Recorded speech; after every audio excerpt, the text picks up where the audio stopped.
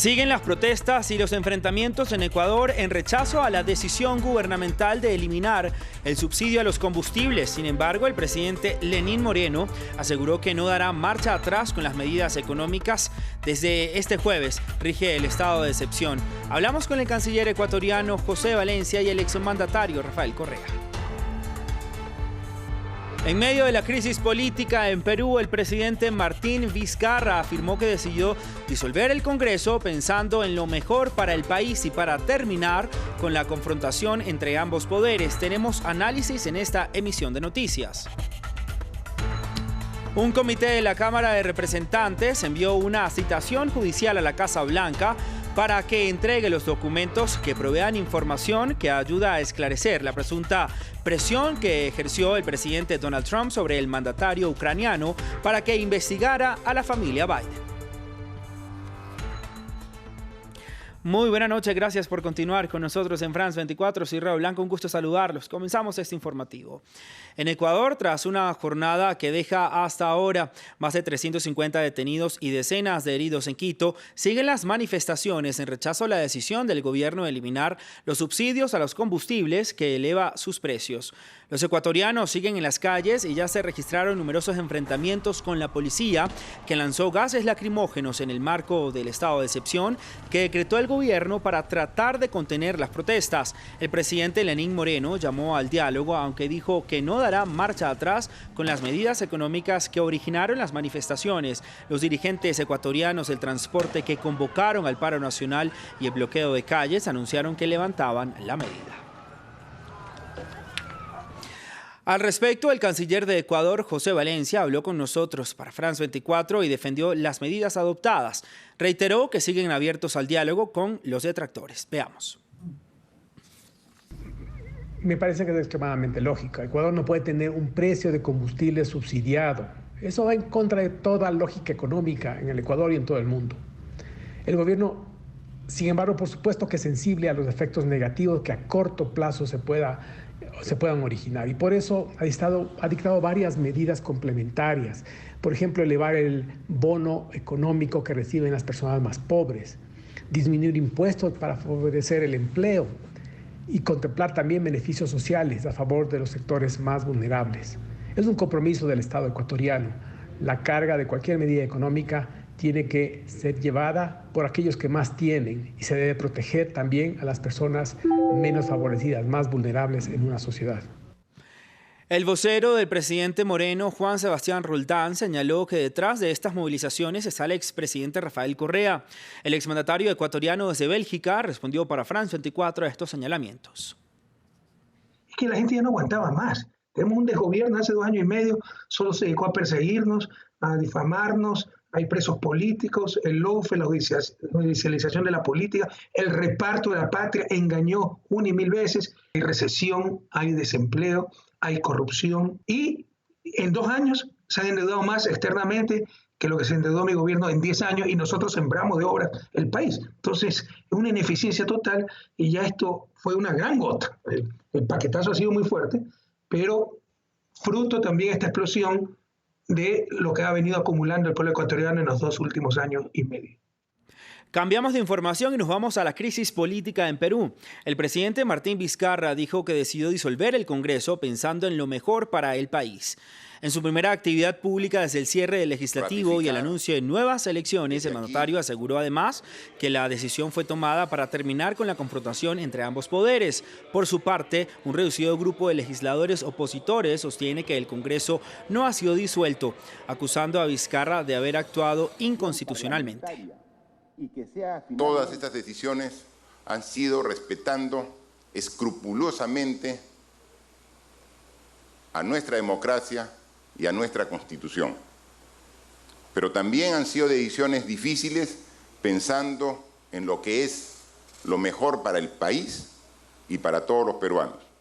Para analizar este tema, saludo en este momento a Jorge Aragón Trelles, investigador principal del Instituto de Estudios Peruanos en Lima, la capital del país. Señor Trelles, muy buena noche. Gracias por estar con nosotros en France 24. Le pregunto si la decisión del presidente Vizcarra de disolver el Congreso fue la mejor para el país y también si con esta decisión se resolvió el problema constitucional del país.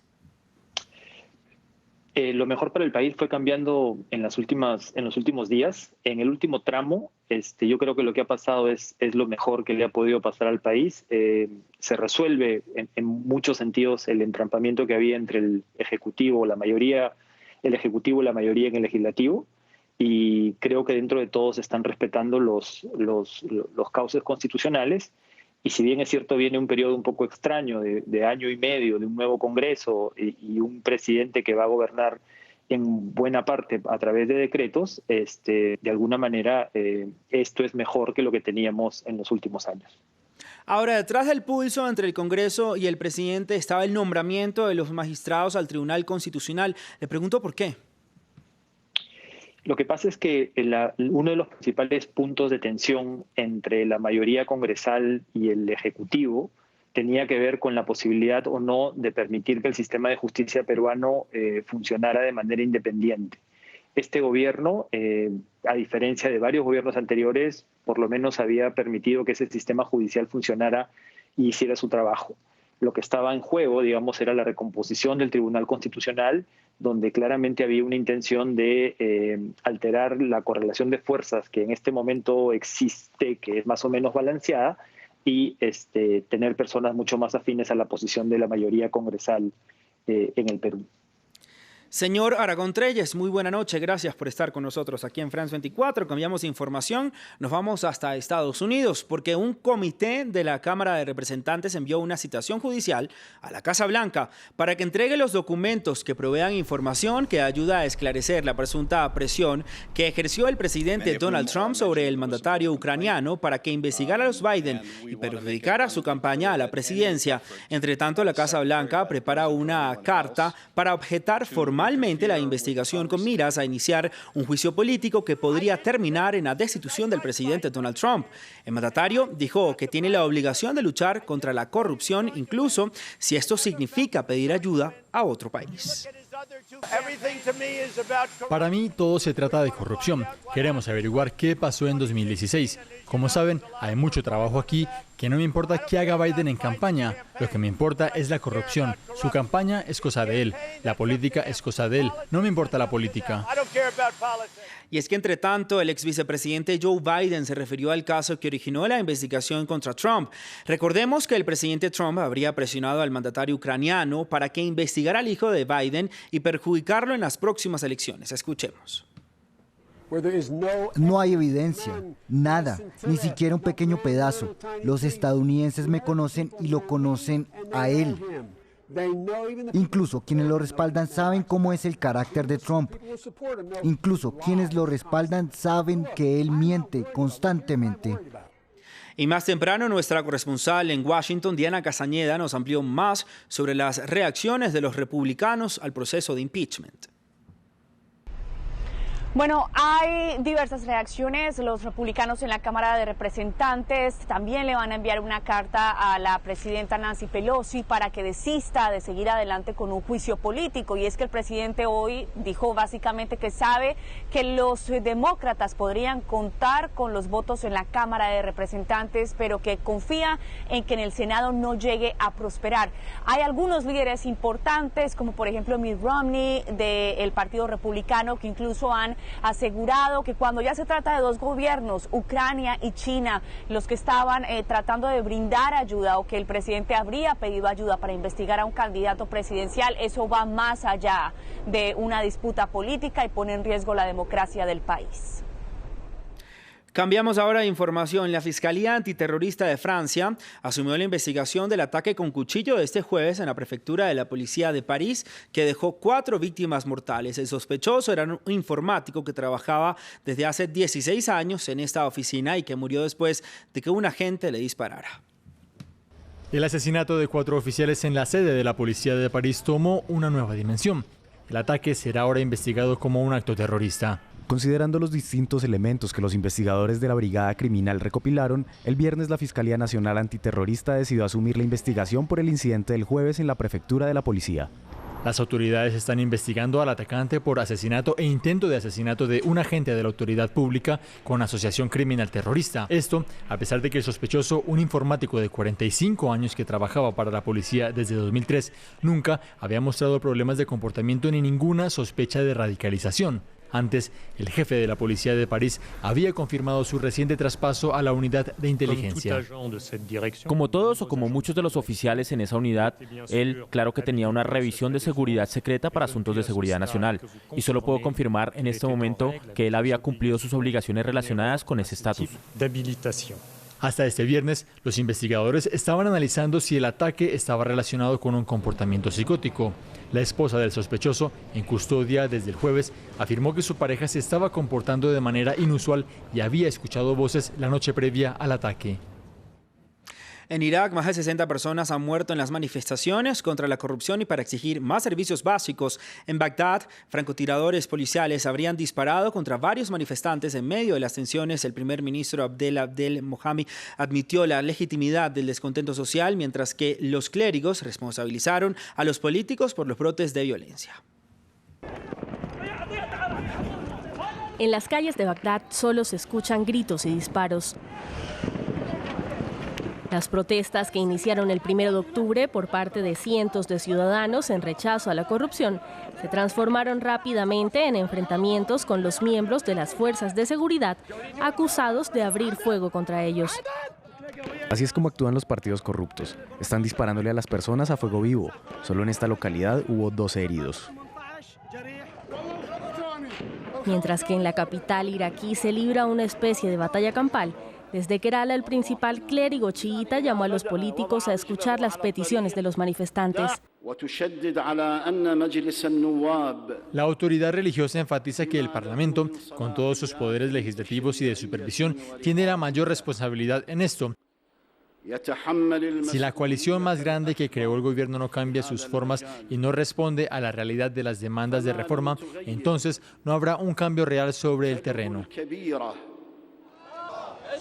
Los enfrentamientos se han extendido a lo largo del país y también sembraron dolor en Nayaf, donde las familias de varias de las víctimas sepultaron los cuerpos. Solo estaba reclamando sus derechos. Todo lo que dijo fue Alá Akbar. Fueron protestas pacíficas y lo mataron. Matarán más y más. Aunque en las últimas horas el primer ministro reconoció la legitimidad del descontento social, para los manifestantes sus palabras parecen no ser suficientes. El empresario y artista estadounidense Jeff Koons develó una nueva obra de arte en París. El monumento es un homenaje a las víctimas de los atentados desde el 13 de noviembre de 2015 en el Teatro Bataclan y otros lugares de París donde murieron más de 130 personas, pero la obra no estuvo exenta de polémica. Un ramo de tulipanes que algunos no querían recibir. Según el artista estadounidense Jeff Koons, la obra es un homenaje a las víctimas del 13 de noviembre de 2015 en París. Lo hice como ciudadano de la experiencia del 11 de septiembre en Nueva York y la depresión que cayó sobre la ciudad. Realmente le tomó años a la ciudad poder volver a la vida de nuevo y tuvimos que encontrar un camino hacia el futuro. Tuvimos que ser capaces de tener una luz para nuestros niños. Este artista contemporáneo trabaja con imágenes de la cultura pop y las lleva a expresiones llamativas o escandalosas. Algunos lo llaman el príncipe del kitsch. Este año, El Conejo, una obra en acero inoxidable que simula una figura inflable, fue vendido en $91 millones. Ahora el ramo de tulipanes no estuvo exento de polémica. Koons quería que el monumento se ubicara fuera del Museo de Arte Moderno, pero finalmente se emplazó al lado del Petit Palais, cerca de los Campos Elíseos. Cuando surgió cierta controversia, la ciudad ofreció este lugar y debo decir que todo resultó muy bien.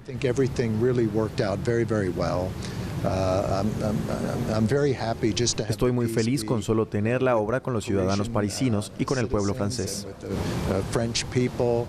Al evento de inauguración asistieron representantes de la Asociación de Víctimas de los Atentados del 13 de noviembre de 2015, así como Anne Hidalgo, la alcaldesa de París.